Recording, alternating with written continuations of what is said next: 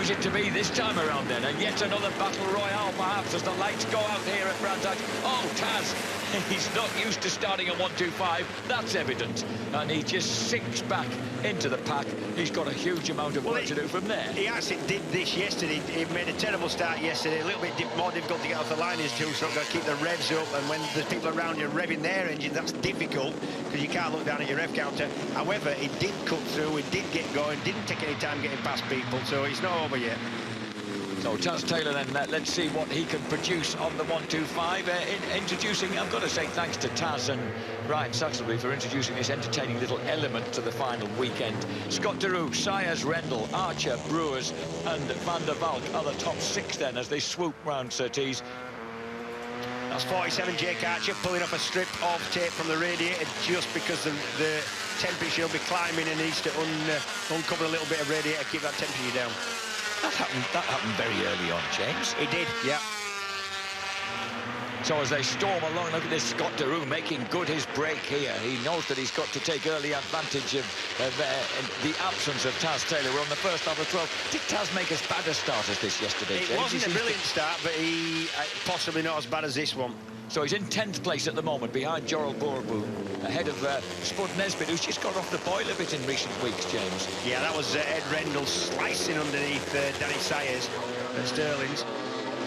Danny Sayers attempting to ride back round the big Chelmsford lad, but not managing to do it. So the yellow Banks Honda running in 2nd place. And as they thunder across the line, because they do make one heck of a row, these 254 strokes, it's Deroo, Rendell, Sayers, Archer, Van der Valk, Taylor 6th. Oh, and Mike Brewer's already out. The bespectacled Dutch boy stomping back down pit lane. Not the best of finishes for him. What he needs is a brew.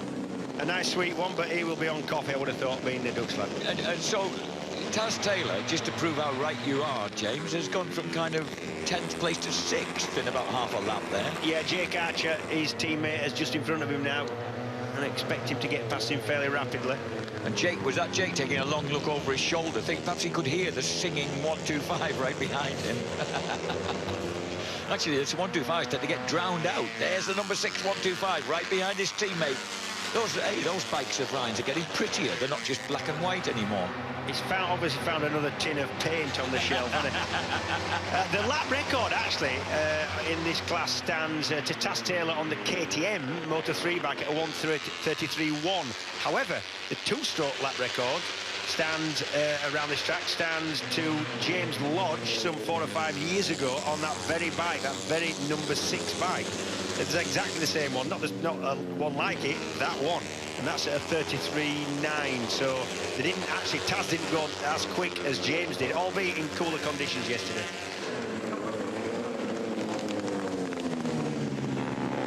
Oh, and a mistake by Deroo. Runs wide at Druids, and that was a quick response by Ed Rendell. Yeah, but watch this. At the front. Now he's trying to hold it. This is, I'll tell you what's going to happen now. Bottom straight, he won't make a pass here. What he will do is try and get a good draft out of this corner. Surtees onto the straight, and he will definitely be past Ed Rendell by the time they get to Hawthorns. So the yellow Japanese Honda just ahead of the Austrian KTM in orange and black as they go for Pilgrim's Drop. Deroo took a long look over his shoulder, checked that Taz Taylor wasn't in a position to endanger him, and then he's decided to delay his attack. That's exactly what he did. He didn't want to go past. He looked back, saw that he got a little bit of room behind. He's not going to bite back straight away. There's no rush for Scott Deroo. He definitely could have driven past Ed Rendell from what I can see. Look at that. He's worried about Taz, isn't he? He is worried about Taz because it did happen exactly the same way yesterday. So Taz Taylor, yeah, Scott's obviously thinking he wasn't there 2 corners ago. Let's check if he's appeared yet. We're on the 6th lap of 12, so just shy of half distance then in this Hell Motostar Championship race, the final race of the series. Scott Deroo already crowned champion, but he's going to have to work hard to get back to... No, he's coming to the Banks Honda. And that was just the perfect move by Scott Deroo. He took a lot out of him to get there, didn't he? We're going on to the final lap of the final race in the Hell Motostar Championship.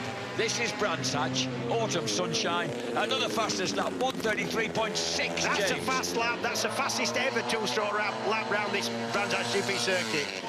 and it's still not quite possibly going to be enough, and then unless these two have a coming together.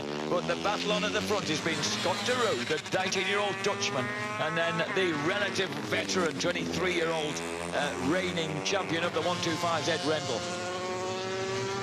And that's, yeah, I think Taz Taylor just near a couple of extra laps to this, and Ed Rendell just needs a couple of extra brake horsepower. Yeah, he does. Over the top, there's a back marker slightly. In fact, it was a back marker who slightly got in the way of Scott de Roo, I think. No, he got in the way of Taz Taylor, and that let Scott through, but then Taz out-dragged him to the line. So I think it's possibly unlikely that number one, Ed Rendell, is going to be able to do this. I'm sorry, but I'm a bit partisan. Come on, Ed. Sorry, Scott. So Dingle-Dell. So Scott's got to work out now where he's got to pounce on the back marker. That looks to be straight. Oh! Ed Rendell goes for the inside. The back marker did confuse the issue slightly. But now, what can Ed do to keep the KTM tails him. Oh, and swoops past him under the bridge. Now Ed's got to do it in going through. Oh, he got down! Ed Rendell went for the tight line on the entrance to Clark Curve in a desperate bid to win on the final lap. He crashes out. Scott de Roo takes victory from Taz Taylor, and that means that Danny Saez will be